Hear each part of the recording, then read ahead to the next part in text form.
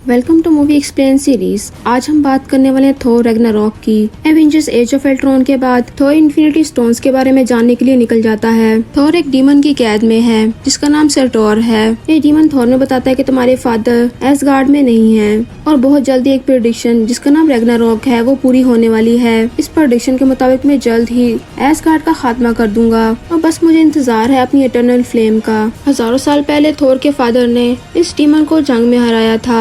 इसकी पावर का जो सोर्स था यानी कि इटर्नल फ्लेम इससे छीन लिया था और अब वो इटर्नल फ्लेम एसगार्ड में है। ये डीमन कहता है कि एक बार मुझे अपनी इटर्नल फ्लेम मिल जाए और फिर मैं उस फ्लेम को अपने क्राउन के साथ लगाऊंगा जिससे मुझे मेरी पावर्स वापस मिल जाएंगी। उसके सींग ही उसका क्राउन है। थोर ये पता लगने के बाद अपने आप को हथौड़े से आजाद कर लेता है और थोर इस डीमन को मारकर इसका क्राउन लेकर एसगार्ड वापस आ जाता है। थोर को लगता है कि उसने रैग्नारॉक प्रेडिक्शन को खत्म कर दिया है। थोर को पता चलता है कि उसके फादर ओडिन के रूप में लोकी एसगार्ड में रह रहा है और वो बहुत जल्द ही लोकी का पर्दाफाश कर देता है। अब थोर लोकी को कहता है कि हमें अपने फादर को बहुत जल्द ढूंढना होगा और फिर ये दोनों नॉर्वे जाते हैं जहाँ ये अपने फादर ओडिन से मिलते हैं। यहाँ ओडिन इन्हें बताते हैं कि वो बहुत जल्द मरने वाले हैं, बहुत जल्दी उनका वक्त आने वाला है। यहाँ थोर अपने फादर को बताता है कि मैंने फायर डीमन को मार डाला है। ओडिन कहते हैं कि इससे कोई फर्क नहीं पड़ता, रैग्नारॉक जरूर होगा, यानी एसगार्ड का खात्मा जरूर होगा। जैसे ही मेरी मौत होगी, मेरी मौत के साथ ही मेरी साथी हेला वो आजाद हो जाएगी। पहले वो एसगार्ड की फौज की लीडर थी।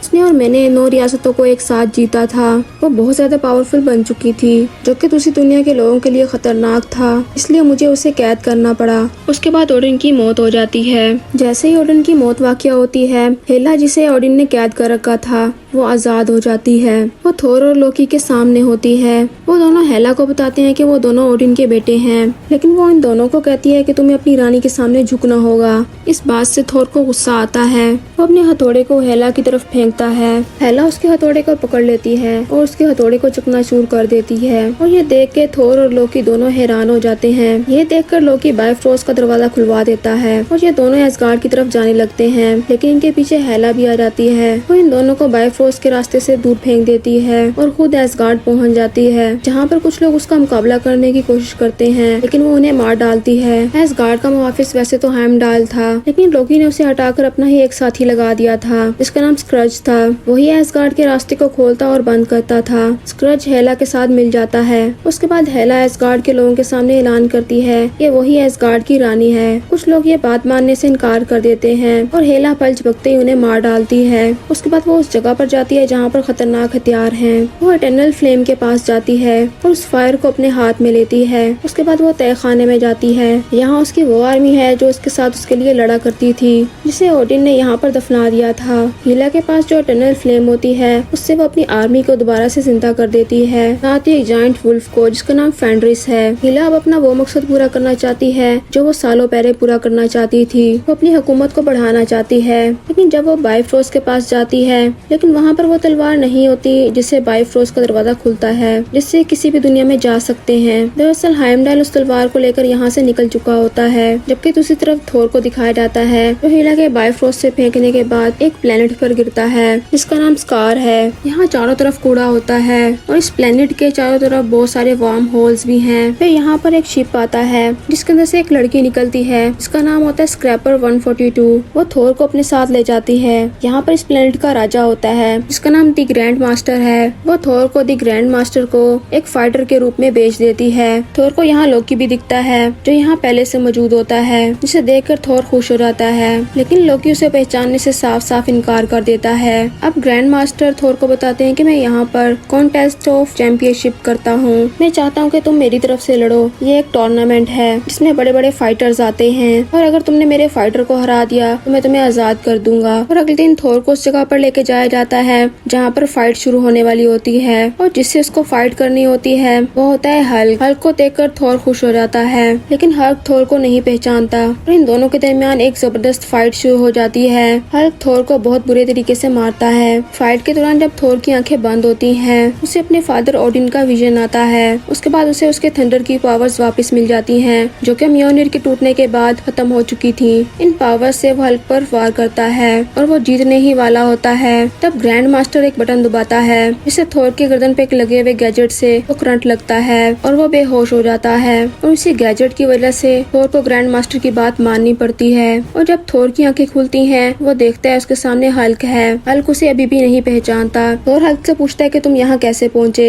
हल्क थोर को क्वीनजेट प्लेन दिखाता है। Avengers the Age of Ultron में जब हल्क अल्ट्रॉन को क्वीनजेट प्लेन से नीचे फेंकता है, वो खुद उसी प्लेन में रह जाता है। हालांकि नताशा उसे वापस बुलाती है, लेकिन हल्क किसी की बात नहीं मानता और वो पहुँच जाता है स्कार प्लेनेट पर। अब इस प्लेनेट से निकलने का एक रास्ता है और वो है क्वीनजेट प्लेन। यहाँ पर थोर अपनी पावर्स की मदद से हाइमडाल से बात करता है। हाइमडाल उसे बताता है कि हेला ने एसगार्ड पर अपना कब्जा कर लिया है और अब मैं एसगार्ड के लोगों को एक महफूज जगह पर ले आया हूँ। मेरे पास बायफ्रोस्ट की तलवार भी है, लेकिन मैं ज्यादा वक्त तक हेला से नहीं बच सकता। तुम्हें बहुत जल्द एसगार्ड आना होगा और कुछ न कुछ करना होगा, नहीं तो सब कुछ खत्म हो जाएगा। और अब यहाँ पे स्क्रैपर 142 आती है। ये वही लड़की होती है जिसने थोर को द ग्रैंड मास्टर को बेचा होता है। और उसको पहचान जाता है कि ये एक वेलकरी है। वेलकरीज वो फीमेल फाइटर्स थी जिसने आज से हजारों साल पहले हेला के खिलाफ जंग लड़ी थी, लेकिन इस जंग में सबके सब मारे गए थे और ये एक ही वेलकरी बची थी। और उसे कहते कि तुम्हें मेरा साथ देना होगा। वेलकरी उसे कहती है कि अगर हेला ने एसगार्ड पर कब्जा कर लिया है तो तुम एसगार्ड को भूल जाओ। दरअसल वो उसका साथ नहीं देना चाहती थी, क्योंकि आज से हजारों साल पहले जब उसने ओडिन का साथ देते हुए हेला से फाइट की थी, अब उसने अपने सारे साथियों को खो दिया था और अब वो आखिरी वेलकरी बची हुई है। थोर उस वेलकरी से इलेक्ट्रिक डिवाइस का रिमोट ले लेता है जो उसकी गर्दन पर लगा था, जिससे वो उस डिवाइस को निकाल देता है। और फिर यहाँ से निकलने के बाद वो सीधा उस क्वीनजेट प्लेन में जाता है। उसके पीछे पीछे हल्क भी आ जाता है। यहाँ पर हल्क नताशा रोमनोफ का आखिरी मैसेज देखता है। इस वीडियो मैसेज में नताशा हल्क को बोल रही होती है कि तुम्हारा प्लेन बहुत तेजी से ऊपर की तरफ जा रहा है। हल्क जब इस वीडियो को देखता है, उसकी याददाश्त वापस आ जाती है। दरअसल पिछले 2 सालों से हल्क के रूप में इस प्लेनेट पर मौजूद है। वो एक बार भी ब्रूस बैनर नहीं बना, पर इस वीडियो को देखने के बाद वो ब्रूस बैनर में कन्वर्ट हो जाता है। जबकि दूसरी तरफ ग्रैंड मास्टर को दिखाया जाता है, जो कि लोकी और वेलकरी को थोर को ढूंढने के लिए भेजता है, क्योंकि उसे लगता है कि थोर उसके फाइटर हल्क को लेकर वहाँ से फरार हो गया है। ये दोनों थोर को ढूंढने के लिए निकल पड़ते हैं। और यहाँ पर लोकी वेलकरी को बताता है कि वो थोर का भाई है, लेकिन जब वो वेलकरी के हाथ में एक टैटू देखता है तो वो पहचान जाता है कि ये एसगार्ड की पुरानी वेलकरी है। वो वेलकरी के दिमाग पर अपना हाथ लगाता है। वो उन ख्यालों में वापस चली जाती है जब मौत की देवी हेला ने उसके तमाम साथियों को बड़ी बेदर्दी से मार डाला था। और इन यादों के दोबारा से जिंदा होने के बाद वो थोर का साथ देने के लिए तैयार हो जाती है, ताकि वो हेला से बदला ले सके। वो थोर के पास जाती है और वो उसे कहते कि हमें इस प्लेनेट से निकलना होगा। इस प्लेनेट से निकलने का सिर्फ एक ही रास्ता है और वो है वार्म होल। और क्वीनजेट प्लेन यहाँ से नहीं निकल सकता, सिर्फ ग्रैंड मास्टर का ही प्लेन वार्म होल से गुजर सकता है। इसलिए वो ग्रैंड मास्टर का प्लेन चुराने की प्लानिंग करते हैं। हालांकि इन दोनों को लोकी पर यकीन नहीं होता, लेकिन थोर फिर भी लोकी को अपने साथ ले जाता है। लेकिन जब वो ग्रैंड मास्टर के प्लेन के पास पहुंच जाते हैं, लोकी थोर को एक बार फिर से धोखा देता है। इससे पहले कि वो सिक्योरिटी को यहाँ बुलाता, थोर एक रिमोट का बटन दबाता है, जिससे लोकी तड़पने लगता है। दरअसल वो इलेक्ट्रिक डिवाइस जो कि ग्रैंड मास्टर ने थोर की गर्दन पर लगाई थी, वो ये डिवाइस लोकी की गर्दन में फिट कर देता है। और फिर वो यहाँ से ग्रैंड मास्टर का स्पेसशिप लेकर निकल जाता है। उसके बाद वेलकरी और ब्रूस बैनर भी शिप में आ जाते हैं और ये तीनों वार्म होल से होते हुए एसगार्ड पहुंच जाते हैं। उसके बाद हेला को दिखाया जाता है। हेला वहां पहुंच जाती है जहां पे हाइमडाल एसगार्ड के लोगों को लेकर छुपा हुआ होता है। हेला बायफ्रोस्ट की तलवार को हासिल करना चाहती है। हाइमडाल यहाँ से बायफ्रोस्ट ब्रिज पर आ जाता है ताकि वो इस दुनिया से निकल सके, पर इनके सामने हेला की फौज आ जाती है और साथ ही वो जॉइंट वुल्फ भी। और अब यहाँ पर वेलकरी, ब्रूस बैनर और थोर भी पहुँच चुके हैं। यहाँ पर ब्रूस बैनर उस वुल्फ से निपटने के लिए शिप से कूद पड़ता है और जब वो हल्क बनता है वो अकेला इस वुल्फ से निपटने के लिए काफी है। और ये दोनों फाइट करते हुए बायफ्रोस्ट ब्रिज से नीचे गिर जाते हैं। वहीं पे थोर को दिखाया जाता है जो कि हेला के सामने होता है और वो हेला से फाइट करना शुरू करता है, पर हेला के सामने वो नहीं टिक पाता। हेला उसकी एक आंख भी निकाल लेती है। तभी थोर रूहों की दुनिया में अपने फादर ओडिन से मिलता है। वो अपने फादर से कहते हैं कि मेरे अंदर इतनी पावर नहीं है कि मैं हेला का सामना कर सकूं और अब मेरे पास मेरा हथौड़ा भी नहीं है। ओडिन उसे बताते हैं कि वो हथौड़ा तुम्हारी पावर नहीं थी, वो हथौड़ा तो तुम्हारी पावर्स को कंट्रोल करने के लिए था। तुम्हारे अंदर मेरे से भी ज्यादा पावर्स हैं। उसके बाद थोर की रूह दोबारा से थोर के अंदर आ जाती है जहाँ पे उसके सामने हेला होती है। वो अपनी बिजली की पावर का इस्तेमाल करते हुए हेला को बहुत जोरदार झटका देता है जिससे वो बहुत दूर जाकर गिरती है। वहीं पे लोकी को दिखाया जाता है जो कि बाइफ्रोस्ट ब्रिज पर उन लोगों के साथ पहुंच जाता है जो कि साकार प्लेनेट पर गुलाम थे। उसके पास एक बहुत बड़ा स्पेसशिप भी होता है। वह एस्गार्ड के लोगों को उस स्पेसशिप में शिफ्ट करता है और साथ ही वह हेला की आर्मी से फाइट भी कर रहा होता है। यहाँ पर थोर भी आ जाता है। अब थोर, लोकी और वैल्करी हेला की आर्मी से फाइट शुरू करते हैं, जबकि दूसरी तरफ हल्क को दिखाया जाता है जो उस जायंट वुल्फ से पानी के अंदर फाइट कर रहा होता है। इस फाइट में हल्क की जीत होती है और अब थोर, वैल्करी और लोकी के सामने हेला आती है।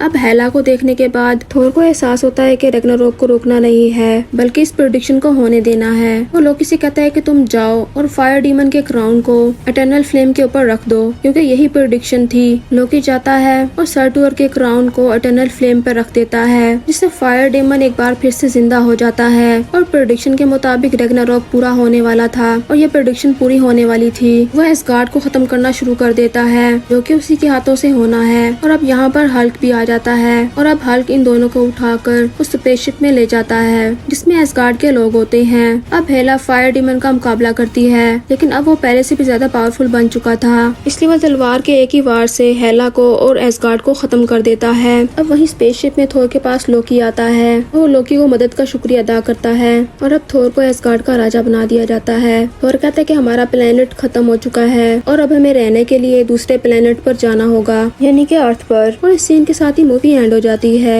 उसके बाद मूवी के पोस्ट क्रेडिट सीन में हमें दिखाया जाता है कि थोर के स्पेसशिप के सामने एक बहुत बड़ा स्पेसशिप आ जाता है और ये जानने के लिए स्पेसशिप किसका है आपको देखनी पड़ेगी मूवी एवेंजर्स इन्फिनिटी वॉर, जो कि मैंने चैनल पर अपलोड कर दी है। मूवी का लिंक आपको डिस्क्रिप्शन में मिल जाएगा। ये मूवी जरूर देखिएगा। अगर आपको वीडियो पसंद आई तो इसको लाइक और शेयर जरूर करें और ऐसी मजीद इंटरेस्टिंग वीडियोस देखने के लिए सब्सक्राइब करें हमारा channel. And thank you so much for watching this video.